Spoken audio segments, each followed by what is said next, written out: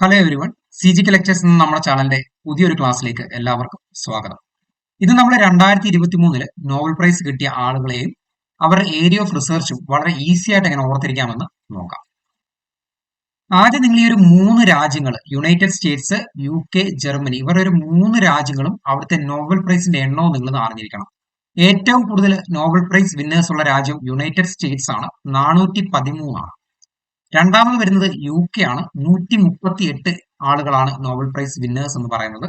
മൂന്നാമത്തത് ജർമ്മനിയാണ്, 115 ആളുകളാണ്. അപ്പൊ ഈ ഒരു 3 പേരുടെയും ആ ഒരു നോബൽ പ്രൈസ് വിന്നേഴ്സിന്റെ എണ്ണം നിങ്ങളൊന്ന് ഓർത്തിരിക്കുക. ഇനി ആദ്യം നമ്മൾ നോക്കാൻ പോകുന്നത് രസതന്ത്രത്തിനുള്ള നോബൽ സമ്മാനം 2023 കിട്ടിയത് ആർക്കൊക്കെയാണെന്നാണ്. 3 പേർക്കാണ് രസതന്ത്രം കെമിസ്ട്രിക്ക് നോബൽ സമ്മാനം കിട്ടിയത്. Louis Brus, Moungi Bawendi, Alexei Ekimov. ഇവർ 3 പേരും US ആണ് കേട്ടോ. 3 പേരും US ആണ്. ഇവർക്ക് കിട്ടിയത് ക്വാണ്ടം ഡോട്ടുകളുടെ കണ്ടെത്തലിനും സമന്വയത്തിനുമാണ്.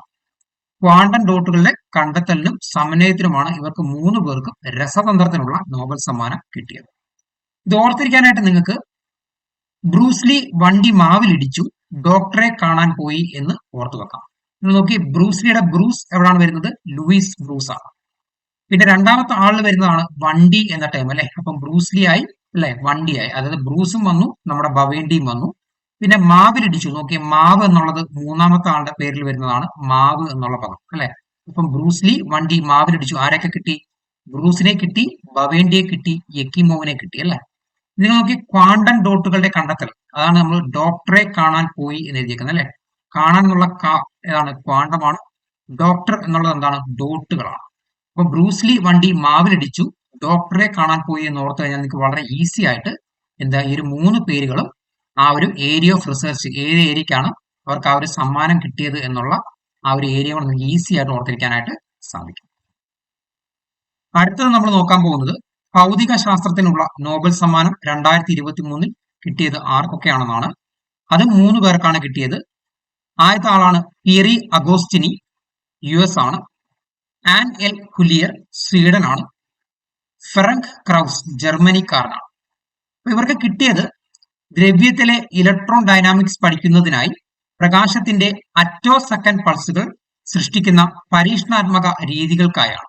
അപ്പൊ നിങ്ങൾ ഓർത്തിരിക്കേണ്ട ടൈമാണ് അറ്റോ സെക്കൻഡ് പൾസുകൾ. ഇതാണ് വളരെ ഇമ്പോർട്ടന്റ് ആയിട്ടുള്ള ടൈം എന്ന് പറയുന്നത്. അപ്പൊ ഇത് ഓർത്തിരിക്കാനായിട്ട് വളരെ ഈസി ആയിട്ടുള്ള ഒരു ട്രിക്കാണ്. നമുക്ക് അറിയാവുന്നതാണ്, നമ്മുടെ ഇൻ ഗോസ്റ്റ് ഹൗസ് മൂവിയാണ് അല്ലെ. ഇൻ ഗോസ്റ്റ് ഹൗസ് രണ്ടാമത്തെ പാർട്ടുണ്ട്. അപ്പൊ നിങ്ങൾ നോക്കുക, ആദ്യത്തെ പേരിൽ പിയറി അഗോസ്റ്റിനിയിൽ ആരുണ്ട്? ഗോസ്റ്റ് ഉണ്ട്. അപ്പൊ നമുക്ക് ഗോസ്റ്റ് കിട്ടി അല്ലെ. രണ്ടാമത്തെ ആൻ എൽ ഹുലിയർ, ഇതിൽ ആരുണ്ട്? ഹായ് ഉണ്ട് അല്ലെ. ഹായ് എടുത്തു. മൂന്നാമത്തെ ഫെറങ്ക് ക്രൗസിന്റെ എന്ത് ചെയ്തു? ഈ ഹൗസ് എന്നുള്ള പാട്ട് എടുത്തു കേട്ടോ. അപ്പൊ എന്ത് ചെയ്തു? ഹൗസ് എന്ന് കിട്ടി. അപ്പൊ ഹുലിയറും ക്രൗസും കൂടെ ചേർന്ന് നമുക്ക് എന്ത് കിട്ടി? ഹൗസ് എന്ന് കിട്ടി. ഇനി നിങ്ങൾ അറിയേണ്ടത് ആ ഒരു കണ്ടുപിടുത്തം എന്താണ്? അറ്റോ സെക്കൻഡ് പൾസുകളാണ് അല്ലെ. അപ്പൊ നോക്കി, അവിടെ സെക്കൻഡ് എന്നുള്ള ടൈം കിട്ടി. പാർട്ട് അല്ലെ, പാർട്ട് 2 ആണ്. ഗോസ്റ്റ് ഹൗസ് സെക്കൻഡ് പാർട്ടാണ്. അപ്പൊ ഈ ഒരു പാർട്ടിലെ പി എന്താണ്? പൾസ് ആണ്. അറ്റോ സെക്കൻഡിലെ സെക്കൻഡ് എന്താണ്? സെക്കൻഡ് പാർട്ടാണ്. അതായത് ഗോസ്റ്റ് ഹൗസ് സെക്കൻഡ് പാർട്ട് എന്ന് പറഞ്ഞാൽ ആരൊക്കെ കിട്ടി? ഗോസ്റ്റിൽ നിന്ന് അഗോസ്റ്റിനി കിട്ടി, ഹൗസിൽ നിന്ന് ഹുലിയറിനെയും ക്രൗസിനെയും കിട്ടി. പിന്നെ കണ്ടുപിടുത്തം എന്താണ്? അറ്റോ സെക്കൻഡ് ആണ്, പൾസ് ആണ്. അപ്പൊ വളരെ ഈസി ആയിട്ട് നിങ്ങൾക്ക് ഓർത്തിരിക്കാനായിട്ട് സാധിക്കും.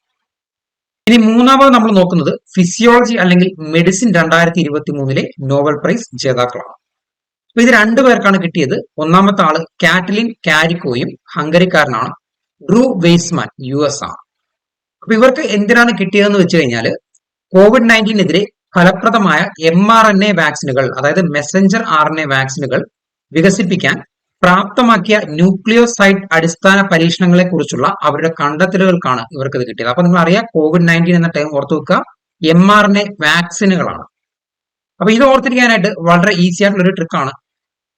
കരീം കായ്ക്ക് വയസ്സായി, കോവിഡിന്റെ വാക്സിൻ എടുക്കാൻ പോയി. അതായത് നിങ്ങൾ നോക്കുക, കാറ്റലിൻ കാരിക്കോ എന്നുണ്ട് അല്ലെ. കാറ്റലിൻ കാരിക്കോ എന്നുണ്ട്. അതായത് അവിടെ ആര് വന്നു? കരീം കാ എന്ന് വന്നു.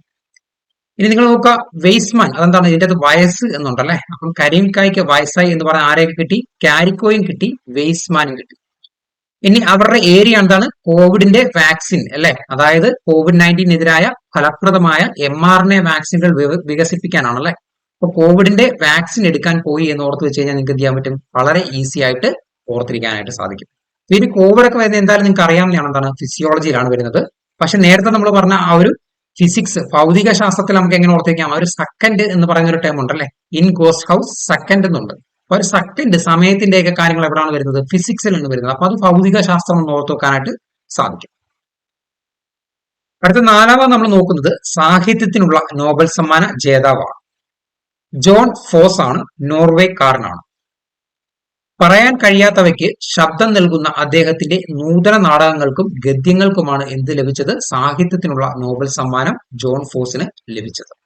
ഇത് ഓർത്തിരിക്കാനായിട്ട് നിങ്ങൾക്ക് അറിയായിരിക്കും ചിലർക്ക്, ഇതെന്താണ് ഫോക്സ് എന്ന് പറയുന്ന ഒരു ഡ്രാമ സീരീസ് ഉണ്ട് കേട്ടോ. ഏകദേശം 8.2 റേറ്റിംഗ് ഉള്ള ഒരു ഡ്രാമ സീരീസ് ആണ്. അതിൽ ഫോക്സ് എന്ന് ഓർത്ത് വെച്ചാൽ നിങ്ങൾക്ക് എന്ത് ചെയ്യാം, ഫോഴ്സിനെ ഓർത്ത് വെക്കാനായിട്ട് സാധിക്കും. അതേപോലെ തന്നെ ഇതൊരു ഡ്രാമ സീരീസ് ആണ്, അതുകൊണ്ട് എന്താണ് അതിൻ്റെ അകത്ത് നിങ്ങൾക്ക് നാടകങ്ങൾ എന്നുള്ള ഒരു ടേമും ഓർത്തിരിക്കാനായിട്ട് സാധിക്കും. അപ്പൊ ഈ ഒരു ഡ്രാമയൊക്കെ വരുന്നത് എന്താണ്, അത് ലിറ്ററേച്ചർ ആണ് അല്ലെ, സാഹിത്യമാണ്. അപ്പം സാഹിത്യത്തിനുള്ള നോബൽ സമ്മാന ജേതാവാരാണ്, ജോൺ ഫോസ് ആണ്. എന്തിനാണ്, പറയാൻ കഴിയാത്തവയ്ക്ക് ശബ്ദം നൽകുന്ന അദ്ദേഹത്തിന്റെ നൂതന നാടകങ്ങൾക്കും ഗദ്യങ്ങൾക്കുമാണ്. അടുത്ത നാലാമത് നമ്മൾ നോക്കുന്നത് സമാധാനത്തിനുള്ള നോബൽ സമ്മാന ജേതാവാണ്. നർഗസ് മുഹമ്മദിയാണ്, ഇറാനാണ്. ഇറാനിലെ പാർശ്വവൽക്കരിക്കപ്പെട്ട സ്ത്രീകളുടെ പോരാട്ടത്തിനും എല്ലാവരുടെയും മനുഷ്യ അവകാശങ്ങൾക്കും സ്വാതന്ത്ര്യവും പ്രോത്സാഹിപ്പിക്കുന്നതിനായുള്ള പോരാട്ടത്തിനുമാണ് നർഗസ് മുഹമ്മദിക്ക് എന്ത് കിട്ടിയത്, സമാധാനത്തിനുള്ള നോബൽ സമ്മാനം കിട്ടിയത്. അപ്പൊ ഇത് ഓർത്തിരിക്കാനായിട്ട് ഈ അടുത്ത ഇടയ്ക്ക് നരേന്ദ്രമോദി ഇറാൻ വിസിറ്റ് ചെയ്തായിരുന്നു കേട്ടോ. ആ ഒരു ടേം തന്നെ നമുക്ക് യൂസ് ചെയ്യാം. ഇതാണ് നരേന്ദ്രമോദി ഇറാൻ വിസിറ്റഡ്. അപ്പൊ നിങ്ങൾ നോക്കിയേ, ഈ നരേന്ദ്രമോദിയുടെ ആദ്യത്തെ 3 ലെറ്റർ നർ എന്നുള്ള ലെറ്റർ നിങ്ങൾക്ക് നർഗസ് എന്ന് ഓർത്തിരിക്കാനായിട്ട് സാധിക്കും. നർ.